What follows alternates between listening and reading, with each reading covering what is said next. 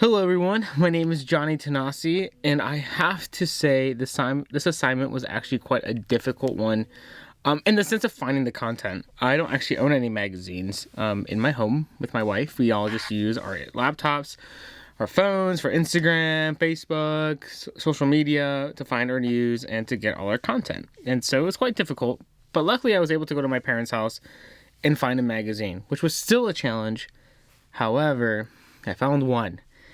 And it was an interior design magazine because my mom is an interior designer. She does a lot of drapes and shades for a company within our local area here in Chicago. And so she does a lot of that stuff for her self-employed business and then also for other companies. And so as I was going through this magazine, I was able to analyze and pull some interesting things from it. And when I was younger, I used to actually go through a lot through these magazines. And I always loved them. I thought they were super cool. It looked very pleasing and everything like that. And also because my mom was one of them, so it just made sense for me to have it in the house. Though it wouldn't be uncommon for someone to have this in their home. So I noticed the demographic for the magazine was catered more towards women. The editors and writers definitely had their target gender demographic focus on women. Most of the photos and sets and colors and everything were kind of geared more to the stereotype of what women, or what's the thought of women might like, or might find appealing to. So, very pastel with colors, flowers, just outdoor gardens. And not to say that men wouldn't be able to enjoy these things. It just seemed to be more catered towards that for women.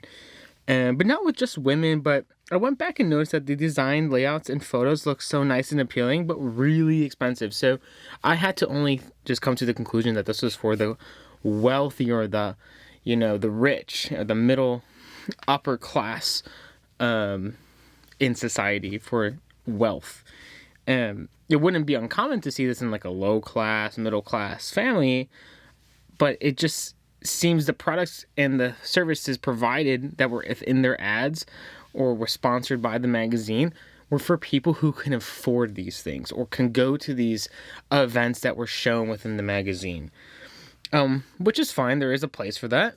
But this is simply just identifying and knowing who they're talking to and who this is really going to be for. Or maybe it's just to aspire people to get to that point.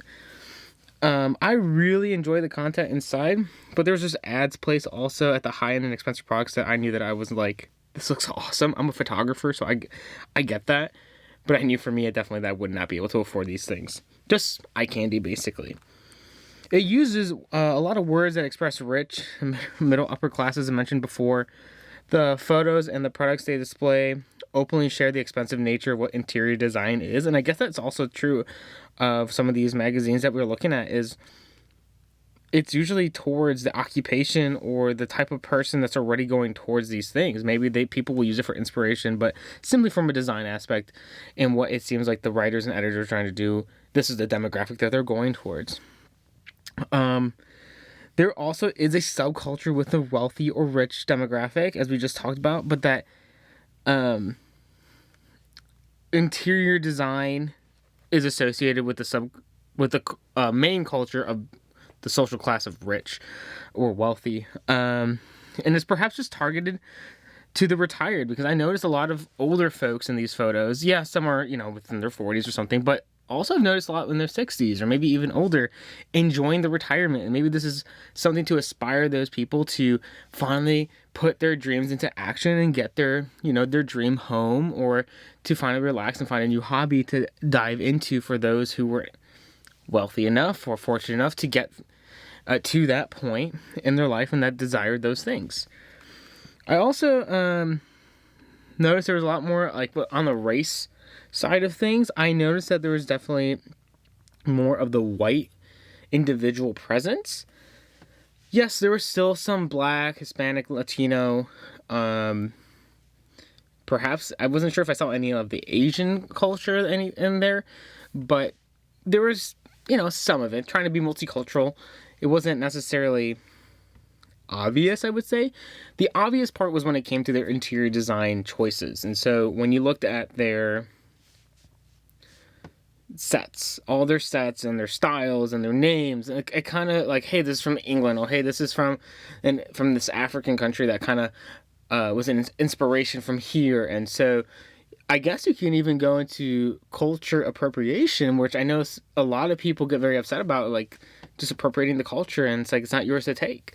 But I know interior design and even fashion design, with clothing, this is just something of the nature, I believe. And I just noticed this with predominantly being mostly white folks that are in these photos. I mean, it can just be reading too much into it. It's just what I noticed and identified. I also was able to pull out from the reading that there was words in their ads such as luxury or fine arts, and so another way to just express who they're going towards. This issue was honestly very short, very kind of repetitive. It's just themes upon themes of different sets of interior design that they were just able to showcase based on cultures and techniques and styles and blending of cultures, but still rooted in that. I would say that wealthy mindset, the high wealthy, rich class, very small percentage of people, and then everyone else can just look, again, eye candy.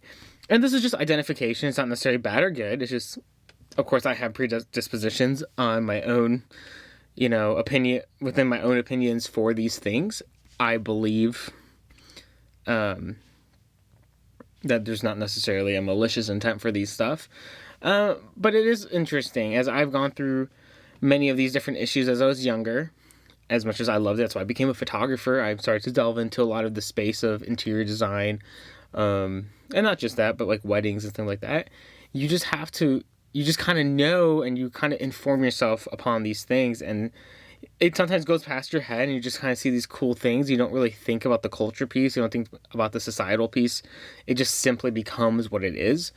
But as I was able to take this new perspective in this assignment, which was honestly a very difficult one for those who are listening, and I'm sure you probably have felt the same thing. It's like, how do I do this assignment? It's not really a video, but it's a video. It's a kind of a monologue. And I honestly struggled a lot with this. I mean, I was constantly thinking about it throughout the week.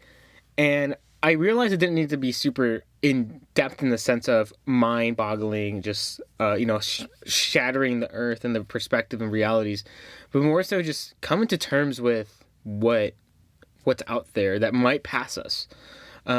Yes, there's obviously Time Magazine that's more political. There's car magazines that are more geared to, gearheads and petrol heads is what they call it. But for this, it was much more subtle because it wasn't trying necessarily to sell to me in a very obvious way. And I didn't really recognize it until I was able to say, hey, actually, this is quite for the rich. Hey, I know this is a demographic of race, maybe for gender, women, men, or whatever it might be. I just had to kind of sit back and just analyze it from a different perspective, which was really cool. As we talked in our different discussions online on Blackboard, I was able to notice all these different topics as it comes to race, gender, sex, honestly, geolocation, just backgrounds, social class, the wealthy or the poor. And to see this all come into this magazine in very subtle ways, it was just really, really cool. And I really just appreciated a little more of, the outside world and how these things are truly in motion. It doesn't just go unconscious. It may go to unconscious to us, but those who are creating it, not at all. This is very well explored and experimented, and it's like almost to a perfect science. And so I just really appreciated that.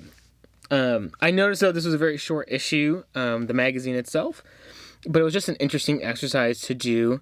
And it's just an awesome and new perspective that was subtle, but enough to get me thinking and the gears turning and everything like that. And so I just appreciate y'all to listening to this. And then to our professor, of course. And just thank you for the opportunity and giving us this assignment. Thank you.